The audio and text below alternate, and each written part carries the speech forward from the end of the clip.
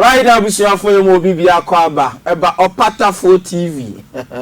Opatafuor TV. Obviously, medical Canada that say, Hana was a video, what a TV, the no one Opatafuor TV. Obviously, I'm the KOFI. Some make us say, hey, pay pa back from Chichi, Manchester, UK, Bontre, at why Opatafuor TV. Some make us say, Dr. Peter Oduro. Hey, doc, so we see a doctor. Oh, but and then Yamia Yadum, with the Yabro, and the Yupumako, Yamia Yadum, and Saka, Dr. Peter Oduro, oh, studios, Casimua. Doc, Yamakaba. A damage also. Hey, Dr. Oduro, Doc, and then Yamia Yadum, what wire? Yamakaba, baby. Dr. Bibiaboko. Janko na dom. Yenim sa wo de wo mpanyifo a wo mudi odi for Opatafuor achi. Then 31st bi a wo twa plane ticket free UK. Eba wo 31st. Na ye beba ho, na ansa na ye beba no. Ye ka se Dr. Oduro ya hwan do doc. Wada wo ma wo da ho di kakra kire wo sha se free doc na ye de amanfo de ya abasobo ni bia na wo de medical doctor ankasa ma ye hu Dr. Oduro ye ka Dr. Oduro o no hwan doc wada wo ma twede ampo na da roma Jacob Tumfo okay aja wo chiche na dom so ebi be so me so me ye doctor okay medical doctor na me chiche mo a me wo Meji awo. Okay. Okay. Rofono otoka sa because obstetrician and gynecologist. Oh, okay. Doctor, yet you doc. The mayor no. Na infrasie ni na infrasie o Ghana haya. Okay. Ko school ahodo bebre primary school bebre ni de ka ho. Na be secondary school. Okay. Me ko no Asantema afichire ya. Oh, okay. Swam run about Asantema. I will do swam run about. Oh, call race close here. That's right. Oh, okay. Okay. It's me free horn say there's all more akwanim. To me wie horn ana me got to aso Prempeh College. Okay. So for life. Okay. See me free Prempeh College. Ana afi adom kwan biye na me call University of Ghana School okay. Pom Legon. Okay. Ti ho ana me ko sia me doctor. Okay. Ntete na ho ne umde ma me. Ti na infrasie no de Legon ho na ho. Okay. Na edru enfie etoso me san infrasie ko kolebu. Okay. Na sana no pra no na ye kolebu eho na ye and adeno friends of physiology. Okay. Okay. Mo yanka mo clinical so mo ho na mo ye no. Nti se odi kan ye no basic sciences no. Ana ye de to aso clinicals no. Okay. Kolebu ho no a.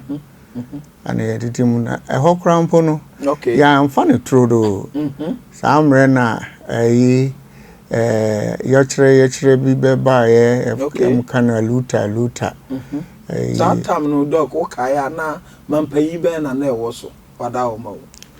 Mampani o no also JJ Rollins. Oh okay. Papa J na ne penso. Papa J. Ne penso.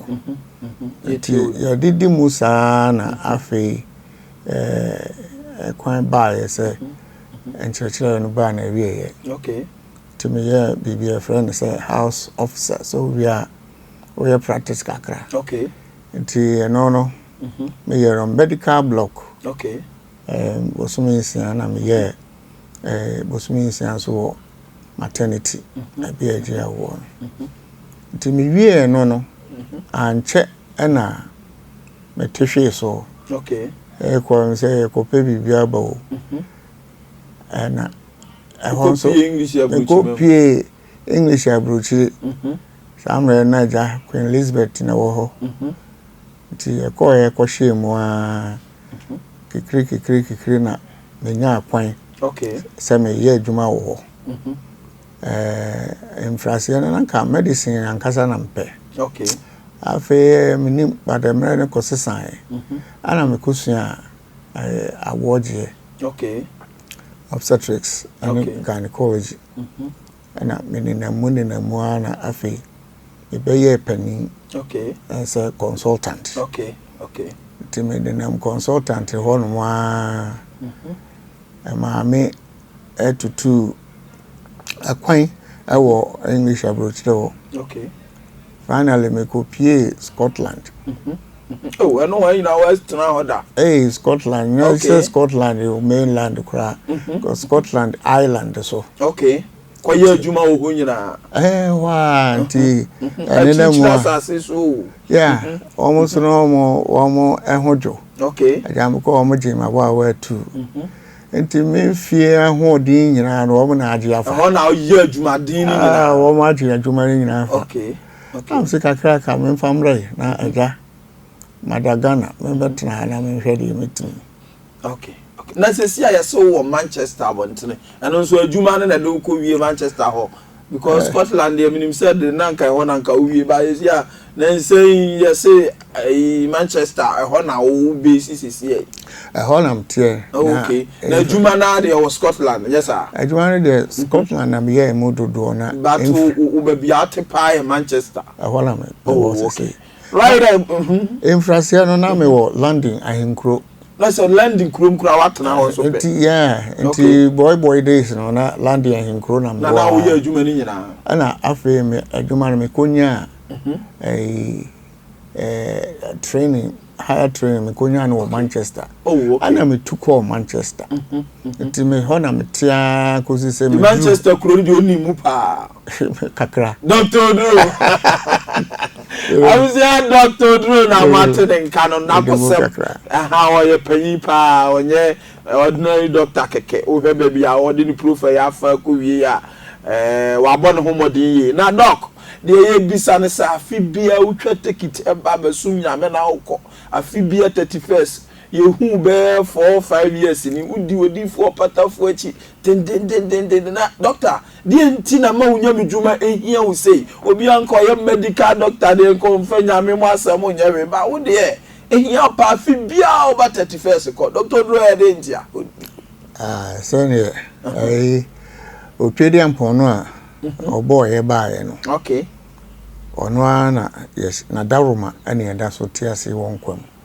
eno ti no enenemu wo me me commenters disme na nanu nyina ahone e wo tu gidie num Kristo sum ni ma say wo pe wo ma me be so nsa atwen akwa sori okay enti enenemu ana afi di nyine ye aja o ya no a wa ya so din kakra atwen okay na ba secondary school ana afi mesa hwehwe yankopon akire kwan enso na secondary school koduru university na chese asama ya ho compulsory holiday okay tiene na muana o yankopon na sa ofi ase na asa sole o sa pijame aha o sa pijame na mua enti adwuma yem afi o se na bia no ma keka kona o se enipa ehwe na brabo yi okay enti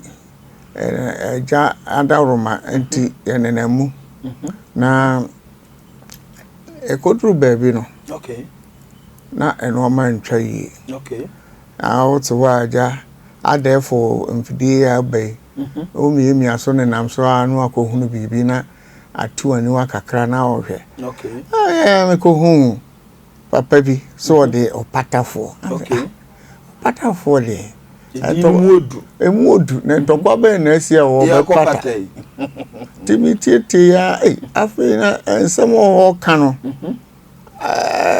tweme na de eye me de kura ne ye ma twi kasa no a wo ka no okay ni twi ne yawo de emu ye me de kura tu okay na wo kire ensemu a afi wo kan brofo no a I say, oh, da hope I want big obi beka say clear na enti asiye ne demu pefe okay na fe so ade ba ko a etwen me kura ne enkyerɛkyerɛ bi a wɔyɛ fa Yesu Kristo ɛkyerɛkyerɛ mu ɛkyɛ sɛ mpanifo di kan no ɔmo daadaa yɛ nsɛm bi wɔ hɔ no mu a ne kyɛ sɛ ɔmo amfa ntu dwa yie na ɔmo ankyerɛ nyame akwan ne daabi foto ɛbobɔ dan ho nyinaa wobɛhwɛ na obi a wɔtwa ne sini gye ne sika papa bi to ne botom ɛne ɛde ne foto abato wɔ sɛ ɔno ne Yesu ɔno ne Kristo ɛso na nyɛ saa koraa na tie enti ɛnyɛ dakoro pɛ ɛna yɛde bie nsɛm sɛ yɛni na mehwɛ ya na mekɔhu sɛ wayɛ nkyerɛkyerɛ bi afa ho mprenu ne mprɛnsa so afei metie yɛ no ɛna ɛma madwene twe baa so I'm so okay mekɔ so ahwɛ afei ya mehu sɛ na ɔtwe biara wayɛ yi kakra ba na nkyerɛkyerɛ ba ɛba afei de akɔyɛ te sɛ wɔnyɛ ntie kura ntimi ntena wɔsum dade fidie no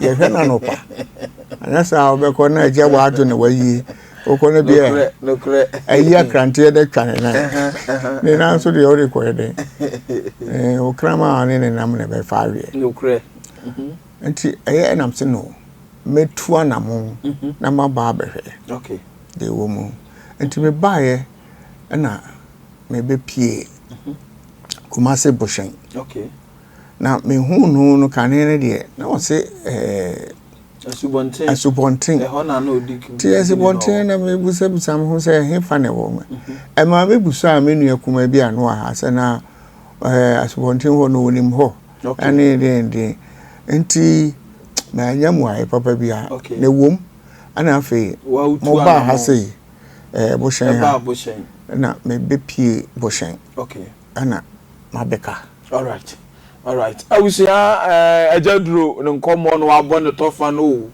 wasi odifo Opatafuor wo follow no kakra dodo na ewe ya bluchire de megiri sɛ enya asɛm fufuro bi ama mo munim ne nkyerɛkyerɛ a wɔde aba wiase a dodo na behu no kore no ɛno na ajaduro adi akyirɛ a afi bia otwa tekitiba ɛbɛyɛ ne 31st ansa no wakɔ ajaduro we de ya ma wo mre ja akora o abenyo 31st ewi a wo san ko unchi dia na obeka akire obi a wo tie wo samre se oba zenit wa ba zenit wanya kwanya nya TV so wa ba be som to difo be mfie miensa ni sai na obeka akire obi a wo hwe wo samre yu ejadu so wo pe no kura dia ene na utu ana ma oba ene kura ne dia da na wo behu na trokronkron se trokronkron wo hoyi ne kan eye nipa bebre den ana o kan so kra adura bi a entiase ya na ewode na sede onyankopon Jacob tumfo no adawro mane adoma ode ama Opatafuor otimi kyerɛkyerɛ mu ema esisi so pepepepepe enti semania ka na mania ka ho o so nya mitumi wo fie ha na mitumi so wo ha okay ye djuma na ade ba kokura esa tweme ajaduro ye tie e no eno ho sade wo si ye adoye efa na adoye yem ene me hu ye kura no de wonu ayi adi free bottom eye edum nkrofo obi ba so opesika akoye adwuma na wa mani bi na sabi ma hu medemani ahunya se yes bia da be anya yes wa oti anim ho hu bi me hu bi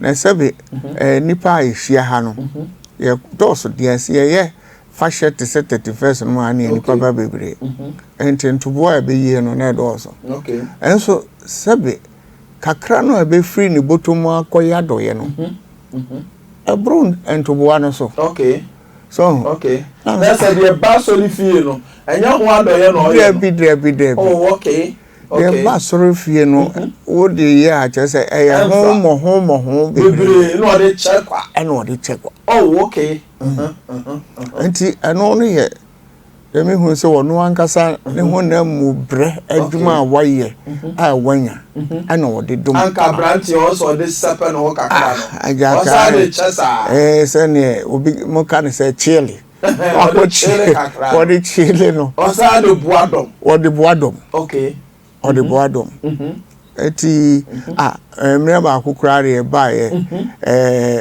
o chemo ani anwa 1st October amanfo dom me begu onya o mo obia je se so mpede okay obia ji okay eno na tu gidiem se papa wo ye nya medjuma eno ka ho okay na gidie ni de nasem kan nyamiasem no na chiwa ma wo de wanje chirechiremu no odi tudwa na ma fi bia utwa tikiti ba tu hwa to say you know friend say ajadro na busia wato ne nkano alright Opatafuor TV ni Samre ajadro all the way from Manchester UK abrochimem na obesra obeye 31st emra so say was a walk on a train a studio has a on kakra nche ya mna na me the only born the top for the only chat or more Manchester the person on chia no abusua ni na do na wono anyina the person wo ka bia yeti o we the mechanic say so what hwehwe no kure okay na wo pe adom bi afi osrosro hene nyankopon hode a ene na waso ya ne ha okay sebe so went me into an mama when say telephone number ho okay no can say station number da ho enti se on sakana ofra bejo so achire kwan a obefa so a obetimi ne no adikita ho okay na mom de meka pa ne say se mframa bi bo fa hade a ane bomodi durubo hwan na bra be di aduane no okay ma anya wo ma all right na wa me kama okay abusia ngajadru doctors for those so mun kasa bibiri wa bon tofa no yedi mu besi ha me di OSEI KOFI dodo na eba 31st ye nyo mu se ya mpanyfo ni se ya ye do mbeba ma mo so mato wo nka yeda wo bibia ase me da ma ase bibiri